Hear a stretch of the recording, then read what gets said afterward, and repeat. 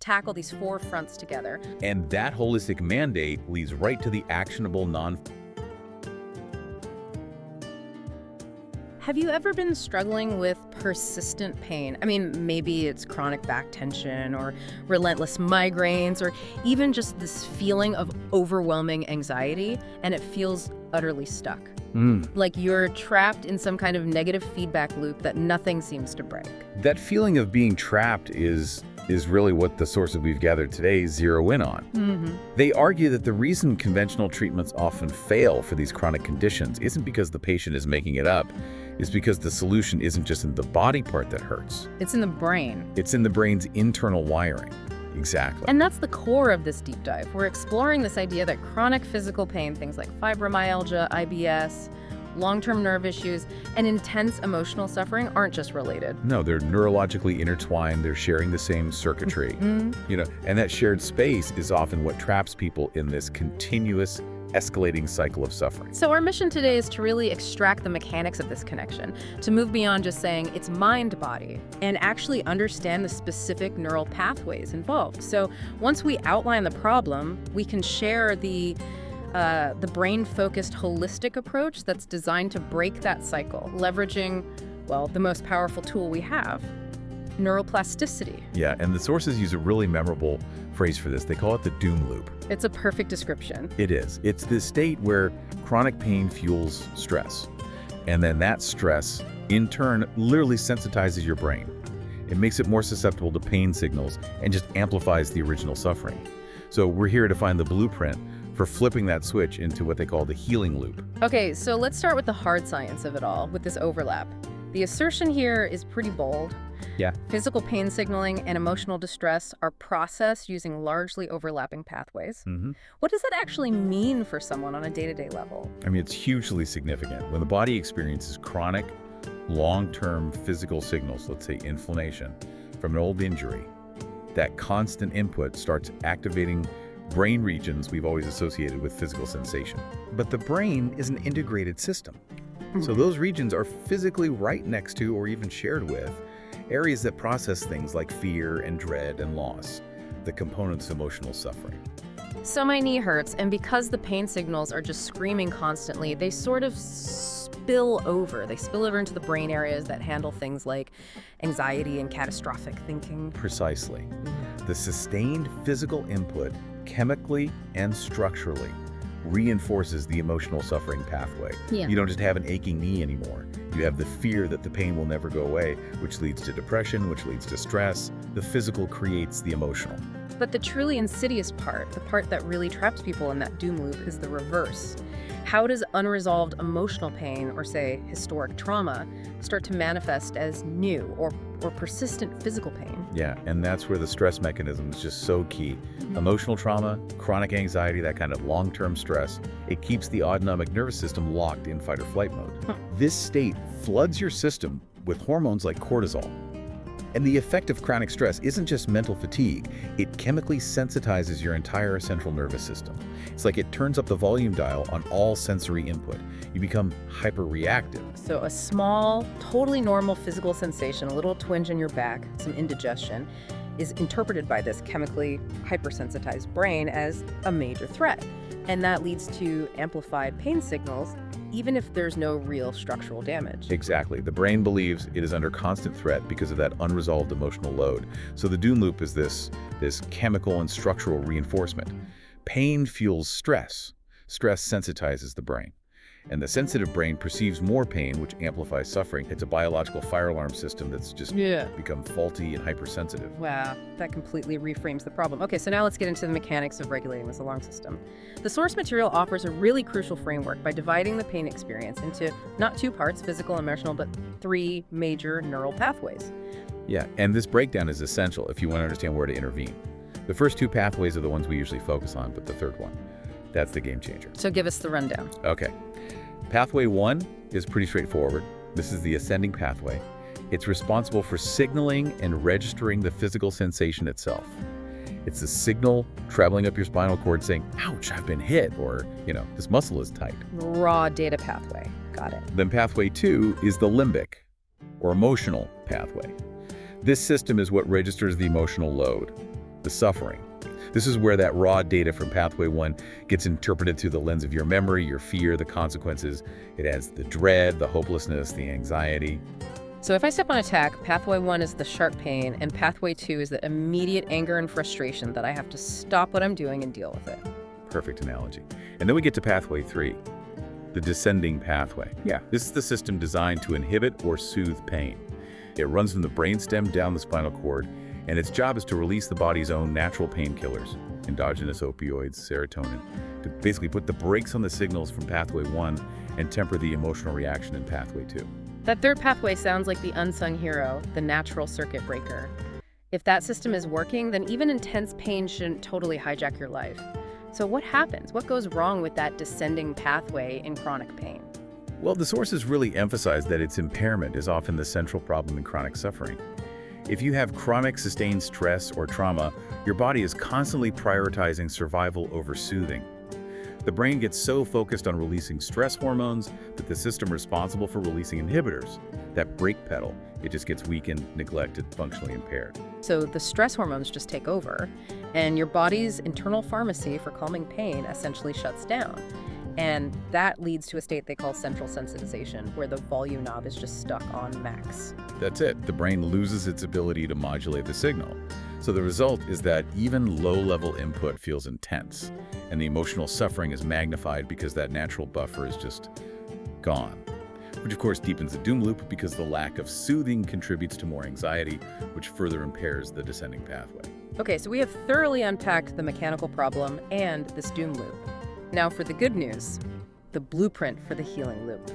The core strategy here is using neuroplasticity to intentionally rewire these systems, mainly by strengthening that descending pain inhibitory pathway. Right, and the shift required is pretty radical because it demands a holistic perspective. We've established that pain is rarely just physical, right? It's an experience shaped by multiple factors. So healing has to address the 4 types of triggers at the same time, not in isolation.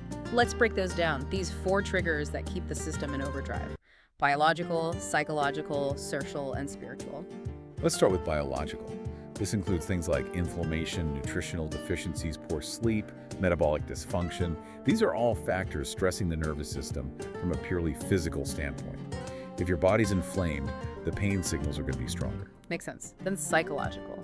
This is the world of those automatic negative thoughts, fear avoidance, unaddressed trauma. This is where we interpret danger. Then you have social. We are social creatures. Isolation, unsupportive environments, stressful family dynamics. These are powerful sources of chronic stress that just feed the doom loop.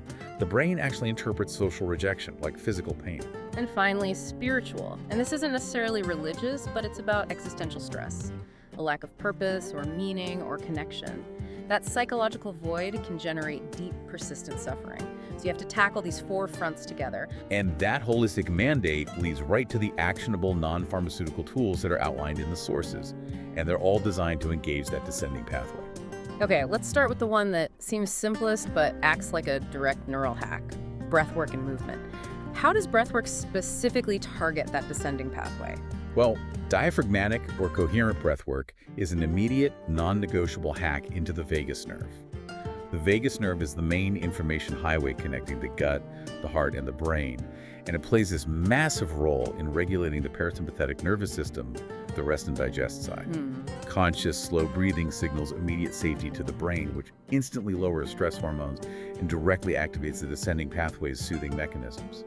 You are literally manually hitting the brake pedal. So breath is a direct neuroplasticity tool. Okay, let's talk diet and nutraceuticals. This seems like it's about feeding the physical infrastructure of that soothing pathway. Precisely. If chronic pain is driven by inflammation in a stressed nervous system, your diet has to counter that. So we're talking about anti-inflammatory diets, foods rich in omega-3s, which are crucial structural components for healthy neurons. And supplements like magnesium or certain adaptogens, they're considered supportive because they help the neurons physically handle stress and function better, giving that descending pathway the resources it needs. Which brings us to the most internal and I think often the hardest intervention, mental training, mindfulness, and taming that psychological component. This is so critical because the mind can keep the doom loop spinning no matter what the body is doing. The sources stress the urgency of recognizing and taming what they call automatic negative thoughts, the ANTs. can you give us a practical definition of an ANT? How do you even recognize one? ANTs are those instantaneous pessimistic beliefs that just follow a pain sensation. Catastrophic predictions like, this pain means I have a terrible disease. Or personalization, this is my fault. Or generalization, everything always goes wrong. Taming them involves recognizing the thought is just a firing neuron, it's not necessarily a fact, and then consciously redirecting that thought pattern.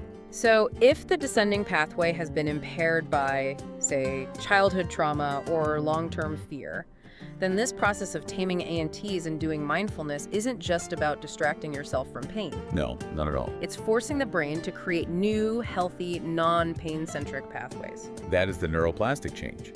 You are intentionally building new neural superhighways that bypass those old, overused pain circuits.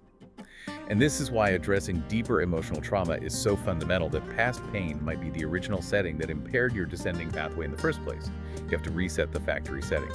So by combining these elements, the physical support from diet and movement, the immediate hack with breathwork, and the intentional rewiring through mental training, what is the holistic suggested outcome for the listener?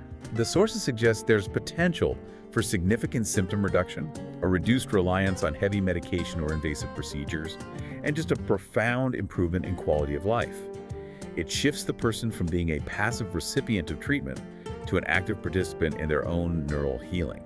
So who is this approach specifically for? Is it only for people with a diagnosis like fibromyalgia? Well, it's highly relevant for them, for sure. People with chronic pain conditions like migraines, IBS, nonspecific back pain. But it is equally important for anyone experiencing long-term stress, trauma, or intense emotional pain, especially when that pain seems way out of proportion to the original physical injury, or it persists long after you should have medically recovered. The strength of this approach for me is the powerful validation it offers. People whose pain was maybe dismissed as all in their head are now given a neuroscience-based explanation. The pain is real, but the source of the persistent suffering is the central nervous system's misregulation, not necessarily more structural damage. It's a huge shift from a feeling of victimhood to a feeling of agency. And it offers that integrative approach, blending hardcore neuroscience with mental health, lifestyle, and trauma-aware healing, which is really what modern informed listeners are looking for. And it really emphasizes self-empowerment. It gives you tools for long-term self-management. But let's be responsible. We have to include the essential caveats here. This is not a magic bullet. Absolutely not. Neuroplasticity requires consistent, daily, ongoing effort. You can't expect decades of entrenched pain pathways to just dissolve in a week. This is a real commitment. And it has to be complementary, right? The sources are clear. This approach should not replace needed traditional medical care for, acute structural damage, infections, or critical disease. It works best alongside supportive medical guidance. And one more thing, listeners need to acknowledge that the psychological work, addressing trauma, those pervasive ANPs, it can be really challenging and emotionally difficult.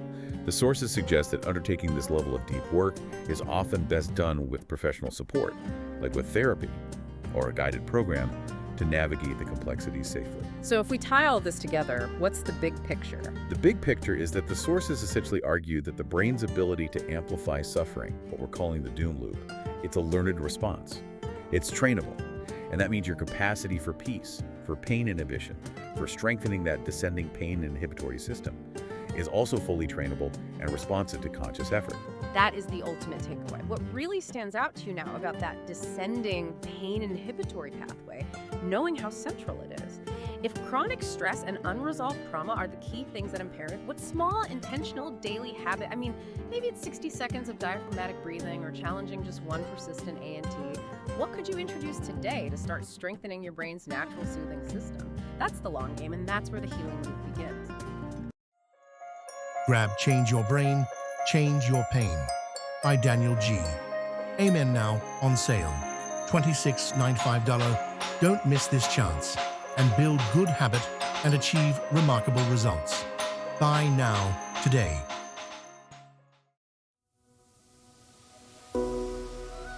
Like and subscribe for more Bookhaven podcasts.